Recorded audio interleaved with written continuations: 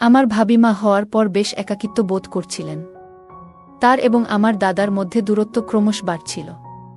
এরই মধ্যে আমি তাদের বাড়িতে যাই, আর আমাকে দেখে ভাবি খুব খুশি হন। একদিন আমি ভাবির ঘরে হঠাৎ করে ঢুকে পড়ি যখন তিনি তার শিশুকে খাওয়াচ্ছিলেন। সেদিনের ঘটনাটি আমাদের দুজনের জন্যই কিছুটা অস্বস্তিকর ছিল। আমি পরিস্থিতি বুঝতে পেরে দ্রুত ক্ষমা চেয়ে বেরিয়ে আসি। এক রাতে ভাবি হঠাৎ আমার ঘরে আসেন। আমি বুঝতে পারলাম তিনি মানসিক চাপে আছেন। কিছু না বললেও তার চোখে ক্লান্তির চিহ্ন স্পষ্ট ছিল। তিনি বললেন, আমার দিনগুলো খুব কঠিন যাচ্ছে, একটু মানসিক সমর্থন দরকার। এরপর তিনি এসে আমার পাশে বসেন। আমরা কিছুক্ষণ কথা বললাম, আমি তাকে সান্ত্বনা দেওয়ার চেষ্টা করলাম। সেই রাতটি আমাদের সম্পর্কের জন্য নতুন একটি অধ্যায়ের শুরু ছিল, যেখানে সহানুভূতি আর বন্ধুত্ব আরও গভীর হয়। আমার ভাবি ছিল অনেক সুন্দর দেখতে। তিনি সব সময় মডার্ন ড্রেস পরতে ভালোবাসত। বিয়ের পর তিনি একটু স্বাস্থ্যবান হয়ে যায়, যা তাকে আরও বেশি আকর্ষণীয় করে তুলেছিল। বন্ধুরা, আজকের গল্পটি অনেক বেশি স্পেশাল, তাই কেউ মিস করবেন না। দয়া করে গল্পগুলো ভালো লাগলে ভিডিওটি লাইক, শেয়ার এবং চ্যানেলটি সাবস্ক্রাইব করো প্লিজ। আমি অনেকদিন পর আমার দাদার বাড়ি যাচ্ছিলাম। সেখানে যাওয়ার আগে জানতাম না যে দাদার স্ত্রী আমার সাথে এমনভাবে সম্পর্ক গড়ে তুলবেন, যা আমাদের দুজনের জন্যই ভালো হবে। তাদের বিয়ের পর থেকে আমি আমার ভাবির সাথে খুব কমই দেখা করেছিলাম। মাঝে মাঝে দাদার ফোনে কথা হলেও ভাবির সাথে তেমন যোগাযোগ ছিল না। দাদার একটি ছেলে হয়েছে, এখন তার বয়স 6 মাস, কিন্তু আমি এখনও ছেলেটিকে দেখতে যেতে পারিনি। তাই কিছুদিনের জন্য সময় বের করে দাদার বাড়িতে যাওয়ার সিদ্ধান্ত নিলাম। বাড়িতে পৌঁছানোর পর প্রথমেই আমার ভাবির সাথে দেখা হলো। প্রথমে তাকে চিনতে পারিনি, কারণ তিনি এখন অনেকটাই পরিবর্তিত, বেশ মোটা হয়ে গেছেন। এরপর ধীরে ধীরে তাকে চিনে ফেললাম। আমি তাকে জড়িয়ে ধরলাম এবং তার বাচ্চাটির সাথে অনেক মজা করে খেললাম। সন্ধ্যায় যখন দাদা বাড়ি এলেন এবং আমাকে দেখলেন, তখন তিনি খুব খুশি হলেন। আমার দাদা রাহুল দা আমাদের পরিবারের বড় ভাইদের মধ্যে একজন ছিলেন। আমি ছিলাম পরিবারের সবচেয়ে ছোট চাচার ছেলে, আর রাহুল দা ছিলেন সবচেয়ে বড় চাচার ছেলে। ছোটবেলায় রাহুল দা আমাকে অনেক ভালোবাসতেন, আর পরিবারের ছোট হওয়ায় সবাই আমাকে আদর করতেন। এখন ভাবি যে আমাকে এতটা যত্ন নেবেন, তা আমি ভাবতেও পারিনি। 2 দিন দাদা ও ভাবির সাথে থেকে আমি বাড়ি ফিরতে প্রস্তুতি নিচ্ছিলাম। ঠিক তখনই ভাবি আমাকে থামিয়ে দিলেন। তিনি বললেন, বাচ্চা হওয়ার পর থেকে আমি কোথাও যেতে পারিনি। যদি তুমি আরও কিছুদিন থেকে যাও, তাহলে আমার কিছুটা সাহায্য হবে। তোমার দাদাও কিছুদিনের জন্য বাইরে যাচ্ছেন, তখন তুমি থাকলে আমার জন্য ভালো হবে। আমি তখনই আমার পড়াশোনার পরীক্ষা শেষ করে দাদার বাড়ি এসেছিলাম, আর ছুটিও ছিল। তাই আমি সিদ্ধান্ত নিলাম যে কিছুদিনের জন্য সেখানে থেকে যাই। ওই শহরে আমার কিছু বন্ধুও ছিল, যাদের সাথে দেখা করার ইচ্ছা ছিল। সেই দিন আমি আমার ঘর থেকে স্নান করে বের হলাম। যেহেতু দাদার বাড়িতে থাকার পরিকল্পনা করিনি, তাই বেশি কাপড়ও সাথে আনিনি। আমি দাদার টি-শার্ট খুঁজে বের করার জন্য তার ঘরে যাওয়ার সিদ্ধান্ত নিলাম। ভাবিকে সেখানে কোথাও দেখলাম না, আর দাদাও তখন ঘরে ছিলেন না। মনে হলো ভাবি হয়তো রান্নাঘরে ব্যস্ত, আর দাদা কোথাও কাজে ব্যস্ত ছিলেন। ভাবিকে কাজ থেকে ডেকে আনা ঠিক মনে করলাম না। সাধারণত সবার কাপড় আলমারিতে থাকে, তাই আমি নিজেই দাদার একটি টি-শার্ট নিয়ে নেওয়ার সিদ্ধান্ত নিলাম। আমি দাদার একটি টি-শার্ট পরে নিলাম এবং আয়নার সামনে দাঁড়িয়ে নিজের চুল ঠিক করতে লাগলাম। কিছুক্ষণ পর হঠাৎ পেছন থেকে একজন আমাকে জড়িয়ে ধরলেন। ভাবি হয়তো ভুল করে আমাকে দাদা মনে করে আলিঙ্গন করলেন। আমি দ্রুত তার হাত থেকে নিজেকে ছাড়ানোর চেষ্টা করলাম, কিন্তু তিনি তখনও আমাকে ছাড়তে চাইলেন না এবং আরও শক্ত করে জড়িয়ে ধরলেন। ঠিক তখনই দাদা ঘরে ঢুকলেন এবং ভাবিকে আমাকে জড়িয়ে ধরতে দেখে তার চোখ বিস্ময়ে বড় হয়ে গেল। দাদাকে দেখে ভাবি হঠাৎ পেছনে সরে গেলেন এবং বললেন, তুমি যখন দরজায় দাঁড়িয়ে আছো, তবে তিনি কে? আমি তখন ঘুরে দাঁড়ালাম, আর ভাবি আমাকে দেখে হতভম্ব হয়ে বললেন, তুমি তো রাহুলের টি-শার্ট পরে আছো, তাই চিনতে পারিনি। দাদা এবং আমি দুজনেই এই ঘটনাটি মেনে নিলাম, কারণ আমরা বুঝতে পেরেছিলাম এটি নিছক একটি ভুল বোঝাবুঝি। এরপর দাদা আর কিছু না বলে ঘর থেকে বেরিয়ে গেলেন, আর আমিও সেখানে থেকে সরে এলাম। আমি ঘর থেকে বেরিয়ে যাওয়ার সময় ভাবি আমার দিকে তাকিয়ে মৃদু হাসলেন। ভাবি কি বোঝাতে চাইছিলেন তা তখনও বুঝতে পারলাম না। দুপুর থেকেই দাদা বাইরে যাওয়ার প্রস্তুতি নিচ্ছিলেন, কারণ রাতে তার ফ্লাইট ছিল। রাত 9টার দিকে তিনি ফ্লাইটের জন্য বেরিয়ে গেলেন। এর পরের কয়েকদিন আমি, ভাবি আর তাদের ছোট সন্তান বাড়িতে একাই ছিলাম। দাদা চলে যাওয়ার পর থেকে ভাবির আচরণে কিছুটা পরিবর্তন লক্ষ্য করলাম। সেদিন রাতে তিনি বললেন বাচ্চাটি ঘুমাতে পারছে না, তাই তাকে আমার ঘরে নিয়ে এলেন। বাচ্চাটিকে আমার কোলে রেখে তিনি একটু কাজ সেরে আসবেন বলে চলে যান। কিছুক্ষণ পর বাচ্চার খেলনাটি হাত থেকে ফসকে মাটিতে পড়ে গেল। খেলনাটি তুলতে গিয়ে তিনি নিচু হলেন, আর তখন তার শাড়ির আঁচল সামান্য সরে গেল। কিন্তু আঁচল ঠিক করার চেয়ে তিনি খেলনাটি তোলার দিকে বেশি মনোযোগ দিলেন, যা দেখে আমি একটু অস্বস্তিতে পড়লাম। পরে তিনি খেলনাটি তুলে আঁচল ঠিক করে নিয়ে বললেন, আজ সারাদিন রাহুলের যাওয়ার প্রস্তুতিতে ব্যস্ত ছিলাম, খুব ক্লান্ত লাগছে। এখন একটু বিশ্রাম না নিলে ভালো লাগবে না। এখন স্নান না করলে আমার মনের প্রশান্তিও হবে না। তুমি কি একটু সময়ের জন্য তোমার ভাতিজাকে সামলাতে পারবে? আমি সম্মতি দিলাম এবং ভাবি বাচ্চাটিকে রেখে স্নান করতে চলে গেলেন। আমি বাচ্চাটির সাথে খেলতে থাকলাম। কিছুক্ষণ পর বাচ্চাটি কান্না করতে শুরু করল। হয়তো ওর খিদে পেয়েছিল। আমি তাকে নিয়ে ভাবির ঘরে গেলাম, দেখলাম ভাবি চুল শুকাচ্ছেন। আমাকে দেখে তিনি বাচ্চাটিকে আমার হাত থেকে নিলেন। আমি ঘর থেকে বেরিয়ে আসতে যাচ্ছিলাম, ঠিক তখন ভাবি বললেন, আমার মাথা খুব ব্যথা করছে, মনে হয় না চুল ধোয়া উচিত ছিল। ভাবি মাথা ব্যথার কথা বললেন, তাই আমি রান্নাঘরে গিয়ে তার জন্য একটু আদা চা বানিয়ে নিয়ে এলাম। নিজের জন্য 1 কাপ বানালাম, কারণ চা আমার অনেক দিনের সঙ্গী। ডিগ্রি পড়ার সময় রাত জেগে পড়াশোনা করতাম, তখন থেকেই চা পানের অভ্যাসটা লেগে গেছে। 2 কাপ চা নিয়ে ভাবির ঘরে ফিরলাম। তখন দেখলাম ভাবি বাচ্চাকে খাইয়ে দিয়ে শুয়ে আছেন। হঠাৎ চোখে পড়ল তার গাউনের কিছু অংশ একটু সরেছে, আর আমি তৎক্ষণাৎ দৃষ্টি অন্যদিকে সরিয়ে নিলাম। ভাবি আমাকে বললেন, দেবরজি, তোমার চোখ ফিরিয়ে নেওয়ার কি দরকার? তখন আমি তাকে তার পোশাক সম্পর্কে বললাম। তিনি দ্রুত তা ঠিক করলেন। আমি তার দিকে তাকালাম এবং কিছুক্ষণ আগের ঘটনা মনে পড়ায় একটু লজ্জা পেলাম। ভাবি কোনো দ্বিধা ছাড়াই আমার সাথে কথা বলতে শুরু করলেন। চায়ের কাপ হাতে নিয়ে বললেন, তোমার বানানো চা বেশ ভালো হয়েছে। মাথার ব্যথাও যেন সেরে গেছে। চা শেষ করে আমি কাপগুলো তুলে রান্নাঘরে রাখলাম এবং তারপর নিজের ঘরে গিয়ে ঘুমিয়ে পড়লাম। পরদিন প্রতিদিনের মতো আমি সকালবেলা ঘরের বাইরে ব্যায়াম করছিলাম। সাধারণত ভাবি সকাল 9টার দিকে ওঠেন, তাই আমি জানতাম তিনি এত সকালে বের হবেন না। আমি প্রতিদিন সকাল 7টায় উঠে ব্যায়াম শুরু করি এবং 8টার মধ্যে শরীর ঘামে ভিজে যায়। হঠাৎ 8টার সময় ভাবি তার ঘর থেকে বেরিয়ে এলেন।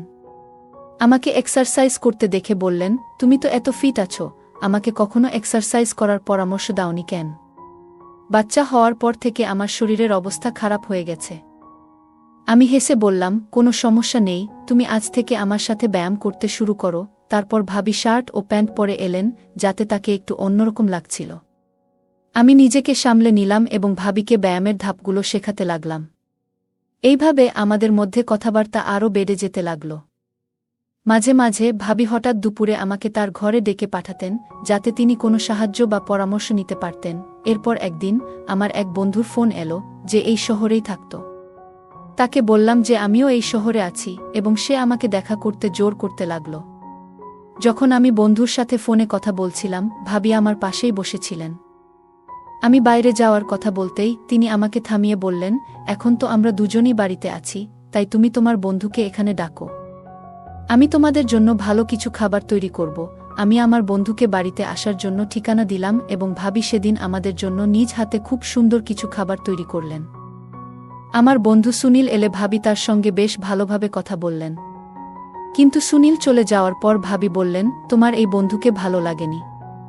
তার চোখের দৃষ্টি কিছু ঠিক ছিল না। মহিলারা পুরুষদের দৃষ্টিভঙ্গি ভালোভাবে বুঝতে পারেন, আর ভাবি হয়তো সঠিকভাবেই সেটা ধরতে পেরেছিলেন। আমি ভাবিকে আশ্বস্ত করলাম, ঠিক আছে, আজ থেকে আমি তার সাথে শুধু বাড়ির বাইরে দেখা করব, আর কখনো তাকে বাড়িতে ডাকব না। সেই রাতেই বাচ্চাটি খুব কান্নাকাটি করছিল, আর ভাবিও বেশ ক্লান্ত লাগছিলেন। আমি শিশুর কান্নার শব্দ শুনে ভাবির ঘরে গেলাম। তার হাত থেকে বাচ্চাটিকে নিয়ে কোলে নিয়ে শান্ত করার চেষ্টা করলাম। তখন ভাবি বললেন, ভাই, আপনি আমার আর আমার বাচ্চার যত্ন কেমন করে করছেন? রাহুল তো বাচ্চা কান্না করলে পাশের ঘরে গিয়ে ঘুমিয়ে পড়ে, কিন্তু আপনি আপনার ঘুম নষ্ট করে আমাদের পাশে এসে দাঁড়ালেন। তার চোখে জল দেখা গেল। ভাবি বললেন, আমার পেটে অনেক যন্ত্রণা হচ্ছে, আমি ভেবেছিলাম তার জন্য কিছু গরম পানীয় তৈরি করে আনব। তখনই তিনি আমার হাত ধরে বললেন, কিছু আনার দরকার নেই, এটা আমার শারীরিক সমস্যার কারণে হচ্ছে এবং আগামী কয়েকদিন এমনটাই চলবে। ভাবি হঠাৎ করে তার মাথাটা আমার কাঁধে রাখলেন। আমি বুঝলাম সম্ভবত তিনি বেশ ক্লান্ত আর অসুস্থ বোধ করছেন। বাচ্চাটাও তাকে সারাদিন বিরক্ত করেছে। তাকে আরাম দিতে আমি তাকে বিছানায় শুইয়ে দিলাম এবং মাথায় আলতো করে হাত বোলাতে লাগলাম। কিছুক্ষণ পর ধীরে ধীরে তার মুখে আরামের ভাব ফুটে উঠল। কয়েকদিন পর ভাবির শরীর আগের তুলনায় বেশ সুস্থ মনে হল। ভাবি আমার ঘরে এলেন, আজ যেন তাকে দেখতে আরও সুন্দর লাগছিল। তিনি কালো রঙের একটি শাড়ি পরেছিলেন। ভাবি বললেন, ভাই, এই কয়েকদিনে আপনি আমার খুব যত্ন নিয়েছেন। বিয়ের পর থেকে রাহুল কখনোই আমার এতটা খেয়াল রাখেনি। অন্তত আমি মনে করতে পারছি না। আপনার মতো একজন স্বামী পেলে হয়তো আমার জীবনটা আরও সুন্দর হতো। কিন্তু কি করব, আমার ভাগ্যই খারাপ। আমি ভাবলাম, অনেক মহিলাই তাদের স্বামী সম্পর্কে অভিযোগ করেন, হয়তো ভাবিও তেমনি কিছু বলছেন। কিন্তু কিছুক্ষণ পর তিনি আরও কাছে এসে বললেন, ভাই, আপনার কাছ থেকে একটা বড় সাহায্য চাই। তিনি বললেন, গত কয়েকদিনে আপনার কাছ থেকে আমি যে সমর্থন পেয়েছি সেটা কোনোদিন ভুলব না। ভাবি এত সহজভাবে কথাগুলো বললেন যে আমি কিছুটা বিস্মিত হলাম। আমি জিজ্ঞাসা করলাম, ভাবি, আপনি ঠিক আছেন তো? এসব বলার মানে কি? আমি বিষয়টিকে গভীরে নিতে চাইছিলাম না, তাই আলাপ অন্যদিকে ঘোরানোর চেষ্টা করছিলাম। তখন হঠাৎ করে ভাবি কেঁদে উঠলেন। বললেন, আজ পর্যন্ত আমি অনেক কষ্ট মনে ধরে রেখেছি। আজ আপনার সামনে সব কিছু খুলে বলতে ইচ্ছে করছে। ভাবি বললেন, তোমার ভাই অনেক দিন ধরে অসুস্থ, আর তার প্রভাব আমাদের ছেলেও সহ্য করছে। জন্ম থেকেই আমার সন্তান দুর্বল। তোমার ভাইয়ের অসুস্থতার কারণেই এমনটা হয়েছে। যদি গাছের শিকড় দুর্বল হয়, তাহলে ডালপালা কি শক্তিশালী হতে পারে? আমি অবাক হয়ে বললাম, ভাবি, তুমি এসব কি বলছো? তোমার কথাগুলোর মানে পুরোপুরি বুঝতে পারছি না। ঠিক তখনই ভাবি আমার দিকে ফিরে আবেগপ্রবণ হয়ে বললেন, ভাই, আমাকে বিশ্বাস করো, আমি মিথ্যা বলছি না। এরপর তিনি তার ঘরে গিয়ে আমার ভাইয়ের কিছু মেডিকেল রিপোর্ট নিয়ে এলেন। বললেন, তোমার ভাইয়ের অসুস্থতা সম্পর্কে তুমি জানোই। আমার সন্তানও খুব অল্প বয়সে নানা সমস্যায় ভুগছে, আর আমি নিশ্চিত নই সে কতদিন সুস্থ থাকবে। এখন আমাদের কাছে খুব বেশি সময় নেই। তাছাড়া তোমার ভাই তো বাড়িতেও নেই। ভাবি আমাকে গভীরভাবে দেখলেন এবং বললেন, তুমি তো বুঝতে পারছো এই পরিস্থিতিতে একজন মায়ের কত কিছু চিন্তা করতে হয়। তিনি সাহায্যের জন্য অনুরোধ করলেন। আরও বললেন, আমার এমন এক সন্তানের প্রয়োজন যে সুস্থ এবং শক্তিশালী হবে। আমি জানি তোমার ভাইয়ের থেকে সেটা সম্ভব হবে না। ভাবিকে তখন খুব চিন্তিত দেখাচ্ছিল। আমি একবার তাকিয়ে দেখলাম, তার মধ্যে এক ধরনের বিশেষ কিছু ছিল যা আগেও আমার মনে কল্পনা এসেছে। যেন তিনি একজন খুবই সুন্দর এবং গুণী মহিলা আমার সামনে দাঁড়িয়ে আছেন। আমি মনে করলাম এই সময়ে তাকে মানসিকভাবে সাহায্য করা দরকার, এবং তাই তার পাশে থাকার সিদ্ধান্ত নিলাম। আমরা সেই রাত কিছুক্ষণ কথা বললাম, একে অপরকে বুঝতে চেষ্টা করলাম। ঠিক তখন পাশের ঘর থেকে শিশুর কান্নার আওয়াজ পেলাম। আমরা দুজনেই শিশুটির যত্ন নিতে উঠে গেলাম, কিন্তু আমার মনে হচ্ছিল এটা ঠিক হবে না। তাই আমি ভাবিকে বললাম যে সে যেন বাচ্চার দিকে একটু নজর রাখে। এরপর আমি গভীর ঘুমে ঢলে পড়লাম। যখন ঘুম ভাঙল তখন সকাল হয়ে গেছে। আমি ঘুম থেকে উঠে দেখি ভাবি আমার পাশে বসে আছেন। তিনি এখনও সেই একই নাইট ড্রেসে ছিলেন। মনে হলো তিনি রাতে একটুও ঘুমাননি, কারণ আমি উঠতেই ভাবি আমার সামনেই আছেন। তিনি হেসে বললেন, ভাইজা, আপনি তো আমাকে ভালোভাবেই বোকা বানালেন। আপনি রাজি বলার পরেও সরাসরি ঘুমিয়ে পড়লেন। আমি তখন তাকে আলতো করে বললাম, আমাদের জন্য সময় আছে, মাত্র একটা দিন নয়, সামনের 15 দিন আমাদের জন্যই রয়েছে। মনে রেখো, আমরা একে অপরের পাশে আছি। ভাবি নিজে থেকেই আমার দিকে এগিয়ে এসেছিলেন, তবে আমি বুঝেছিলাম এর আগে আমাকে কিছু মানসিক প্রস্তুতি নিতে হবে, কারণ এই অভিজ্ঞতা আমার জন্য নতুন ছিল। সেই দিন আমি সেলুনে গিয়েছিলাম এবং পথে আমার এক বন্ধুর কথা মনে পড়ে। সে বরাবরই মেয়েদের ব্যাপারে বেশ অভিজ্ঞ ছিল, সবসময় কাউকে না কাউকে ইমপ্রেস করার চেষ্টা করত। ভাবির সঙ্গে দেখা করার আগে আমি তার কাছ থেকে কিছু পরামর্শ নিলাম। সে আমাকে কিছু টিপস দিল। রাতে প্রতিদিনের মতো ভাবি আমার ঘরে এলেন। আমি মনে করলাম, বন্ধু একদিন বলেছিল অনেক মানুষ চকোলেট পছন্দ করে এবং উপহার দিলে সম্পর্কের মধ্যে উষ্ণতা বাড়ে, তাই আমি ভাবিকে একটি চকোলেট দিলাম। তিনি মৃদু হাসলেন, আর সেই মুহূর্তে বুঝলাম তিনি অনেক আন্তরিক এবং অনুভূতিপ্রবণ। তার সঙ্গে কথা বলাটা খুবই মধুর ছিল, এবং সেই দিনটা আমাদের মধ্যে একটি সুন্দর বন্ধুত্বের স্মৃতি হয়ে থাকল। পরের দিন সকালে ঘুম থেকে উঠে নিজেকে খুব সতেজ ও প্রশান্ত লাগল। জীবনের 25 বছরেও এমন অনুভূতি আগে কখনো হয়নি, যা আমাকে গভীরভাবে স্পর্শ করেছিল। সেই অভিজ্ঞতা মনে দাগ কেটেছিল। এরপর থেকে ভাবির সঙ্গে সময় কাটানো যেন একটা অভ্যাসে পরিণত হল। আমরা বিভিন্ন বিষয়ে কথা বলতাম আর তার সঙ্গ উপভোগ করতাম। তবে কিছুদিন পর বড় দাদা বাড়ি ফিরলেন। আমি ভেবেছিলাম হয়তো এখন আমাদের বন্ধুত্বের সেই খোলামেলা মুহূর্তগুলো আর আগের মতো থাকবে না। তবুও রাতের সময় যখন সবাই ঘুমিয়ে থাকত, ভাবি মাঝে মধ্যে আমার সঙ্গে কিছু সময় কাটাতে আসতেন। আমরা তখন নানা বিষয় নিয়ে আলোচনা করতাম। একবার রাতের বেলা ভাবি আমার ঘরে এসে হাসি মুখে বললেন, গত 2 দিন ধরে আমার মনে হচ্ছিল আমি হয়তো মা হতে চলেছি। আজ চেক আপ করানোর পর নিশ্চিত হলাম যে আমি গর্ভবতী। দেবরজি, আপনি বাবা হতে চলেছেন আর আমি মা। আমি ভাবিকে অভিনন্দন জানালাম। তখন ভাবি বললেন, দেবরজি, শুধু অভিনন্দন দিলেই হবে না। যখন এই সন্তান আপনার, তখন তার দায়িত্ব আপনাকেই নিতে হবে। আমি অবাক হয়ে বললাম, দায়িত্ব? কিসের দায়িত্ব? ভাবি তখন বললেন, আপনাকে আপনার সম্পত্তির অর্ধেক অংশ এই সন্তানের নামে করতে হবে। ভাবির কথা শুনে যেন আমার পায়ের নিচ থেকে মাটি সরে গেল। আমি বললাম, ভাবি, আপনি কি বলছেন? আমার নামে তো 1 টাকাও নেই। ভাবি কিন্তু আমার কথা মানতে রাজি নন। তিনি বললেন, আপনি যতই অস্বীকার করুন, আমি জানি আপনার নামে কত সম্পত্তি আছে। যদি আপনি আমার কথা না মানেন, তবে আমাকে সবকিছু আপনার দাদাকে জানাতে হবে। এরপর আপনার পরিবারের সামনে কিভাবে বদনাম হবে তা আপনি নিজেই দেখবেন। আমি বললাম, ভাবি, আপনি এই বাড়িতে মাত্র 2 বছর আগে এসেছেন। আর এই 2 বছরে আমি আপনাকে কোনো বড় পারিবারিক অনুষ্ঠানে দেখিনি। তাহলে আপনি আমার সম্পত্তি সম্পর্কে কিভাবে জানলেন? ভাবি আমার প্রশ্নের মুখে কিছুটা অসহায় হয়ে গেলেন। আমি আবার বললাম, নিশ্চিতভাবেই দাদা আপনাকে এসব বলেছিলেন। কিন্তু ভাবি, আপনার কাছে যত সম্পত্তিই থাকুক না কেন, কয়েক বছরের মধ্যে সেটা কোনো কাজে আসবে না। সে শুনে খুব চিন্তায় পড়ল। আমি তাকে মৃদু হেসে বললাম, তুমি কিছু বুঝতে পারছো? তখন সে বলল, দেবর, তুমি কি বলতে চাচ্ছ? আমি উত্তর দিলাম, আমার শরীরে এক ধরনের রোগ আছে, যেটা হয়তো তোমারও হতে পারে। তবে চিন্তা করো না, এটা খুব জটিল কিছু, যা কখনো ঠিক হবে না। আর কিছুদিন পরেই আমি মারা যাব, সাথে তুমিও। তাই আমি আমার সম্পত্তির এক অংশ তোমার নামে লিখে দিতে চাই। সে তখন খুবই অবাক হয়ে গেল। তার মুখ লাল হয়ে উঠল এবং বলল, এই কি বিপদে পড়লাম আমি। তারপর সে তার স্বামীকে জোরে জোরে ডাকতে শুরু করল। দাদা সঙ্গে সঙ্গে ঘরে চলে এলো, যেন বাইরে দাঁড়িয়ে সবকিছু শুনছিল। তখন ভাবি তার স্বামীকে বলল, আমি সম্পত্তির জন্যই তোমার ভাইয়ের কাছে এসেছিলাম, কিন্তু আমি জানতাম না যে তার শরীরে এই ধরনের সমস্যা রয়েছে। এখন আমাকে কি করতে হবে? এরপর দাদা আর ভাবির মধ্যে তর্ক শুরু হয়ে গেল। আমি সব বুঝতে পারছিলাম যে ভাবির পরিকল্পনাটি সঠিকভাবে সফল হয়নি। ভাইয়ের সাথে ভাবির প্রথম পরিচয় এবং এরপর যা ঘটেছিল, সবকিছুই এখন পরিষ্কার হয়ে গেল। সে খুব লোভী, আর সেই কারণেই ভাইয়া তার থেকে দূরে সরে গিয়েছিল। তার স্বার্থ ছাড়া সে কারো কাছে আসে না। রাহুল ভাই আমাকে শুধু ভাবির ব্যাপারে সতর্ক করেছিল। কিন্তু সেদিন রাতে দাদার আসল চেহারাটাও আমার সামনে উন্মোচিত হল। তারা দুজন মিলে আমাকে ঠকিয়ে আমার সম্পত্তি হাতিয়ে নেওয়ার পরিকল্পনা করেছিল। আমি দাদাকে বললাম, দাদা, তুমি এতটা নিচে নামতে পারবে তা আমি ভাবতেও পারিনি। তুমি কিভাবে তোমার স্ত্রীকে অন্য পুরুষের সঙ্গে সম্পর্ক রাখতে দাও? শুধু টাকার জন্য তুমি নিজের ভাইয়ের সঙ্গে প্রতারণা করছো। আমি ভেবেছিলাম আমার দাদা এখনও আমাকে নিঃস্বার্থভাবে ভালোবাসে।